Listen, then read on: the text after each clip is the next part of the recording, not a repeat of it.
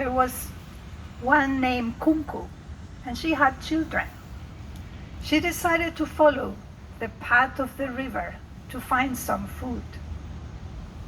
And on the river, she found a piece of a cassava skin. If you never try, cassava is a big root. It's brown and it's like a potato. But there's a cassava, yuca as we call it, is the main food for the Shuar people. And this woman found a little piece of that vegetable and tasted, and it was sweet. She felt the taste of the juices melting in her mouth. Then decided she was going to walk through the path of the river because she liked to feel the water flowing on her feet. And she followed the stones, trying to find some more of that skin. She didn't realize she came to a totally different place in the river. There was a woman. She was sitting by the river washing lots of vegetables. She had yams, plantains, cassavas. She was washing them and put it in her basket. The woman welcomed Kunku. She said, "Welcome. I knew you were coming. You want to try some of this food." Kunku was amazed. She came closer and asked her, "Where did you find that food?" Well, she said, "I am Nunkui, the goddess of creation. With my words, I can create all kinds of food, plants, animals, whatever you can imagine. If you want," said the Nunkui, "I can give you my daughter Nunkui. Her name is Nunkui as well. You can take care of her, and she will create for you all the food, all the things you imagine." Kunku accepted, very glad, and she promised to her mother she would take loving care of that little daughter. She put the child in her back and walked, but Nunkui said, "You have to promise you can never ever leave her alone." And Kunku said, "Yes, I promise I will never leave her alone." She walked back home with her family, and indeed, Nunkui had that power. Whatever the children and the family ask her, she will say it with her words, and there it will appear in front of her eyes. Plantains, coconuts, mangoes, pineapples, all the most delicious fruits were there. And Nunkui also created lots of big trees, the chonta tree, lots of very good trees, with lots of fruits, and animals, chicken, pigs, everything that they dream about, they had it. And they were happy. And Nunkui and Kunku became very close, for Kunku will take Nunkui every day, and Nunkui will teach Kunku and all the women in the village all the secrets of gardening. She will teach them how to sing secret songs, anens. There are secret songs they whisper to the plant, so that the plants and the leaves grow strong and healthy.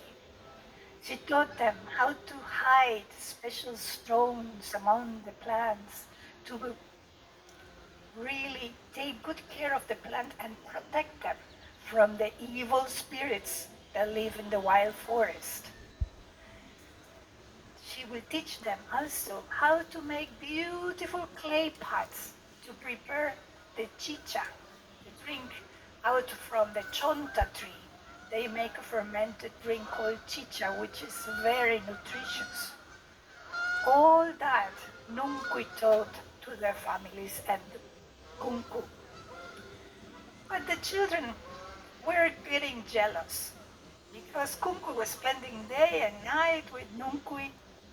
And so one day they asked her, "Why you don't let Nunkui with us? We want to play with her." And Kunku thought that was a good idea, and she agreed.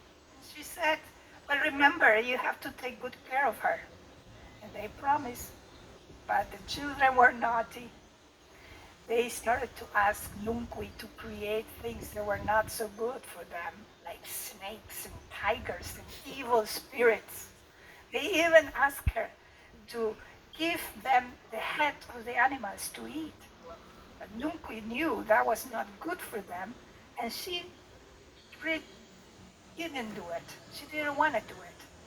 So the children got angry, and they threw sand at her face. Nunkui cried, very upset, and immediately she climbed up to the top of a big bamboo stick that was in the center of the house. She climbed up to the top of that bamboo stick, and she reached the roof of their house. And from the roof, she sat there and called out for the biggest bamboo tree that she could find there.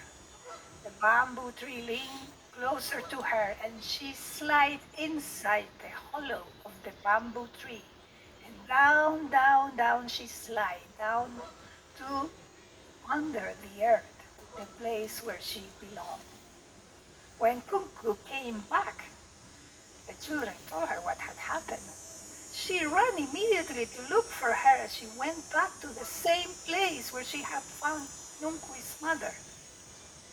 But Nunkui's mother was not happy. She was very upset. You promised, she said, that you were gonna never leave her alone. From now on, she declared, Shuar people will have to work hard to grow their food. And so it is till these days. Shuar people are taking good care of their chakras, their little farms. And they know, because the woman and Kunku had already learned the secret songs they called anants. They sing to the plants so that the plants grow healthy. I wish I could sing them, but they are secret. Where and how to hide some stones that are protecting the plants from the evil spirits of the jungle. And they know when they dig in the soil with their machetes and they see the soil worms, they're so happy because they know this is God is Nunkui, who is still taking good care of them by keeping the soil healthy. And so this is a beautiful myth that I thought it's a great story for this beautiful place. I'm sure Goddess Nunku is still here, keeping this soil healthy in many, many ways. And for the Shuar people, they're owners of their land. They have big land there in the jungle. Unfortunately, their culture, their language, their knowledge about herbs and plants is so enormous. They've been surviving and living in the forest in their own way of living, in communion with the forest. They are the owners, they have their deeds, but the government still gives concessions to the international mining companies and the oil exploitation. So their life is always a struggle. They were even there before the Spaniards, but they are good, strong fighters. The Spaniards could never enslave them. And they're still fighting us today for the right to live in the forest. They said the forest is their mother, the rivers is their blood, and they don't want their mother and their blood polluted. So that's my first story.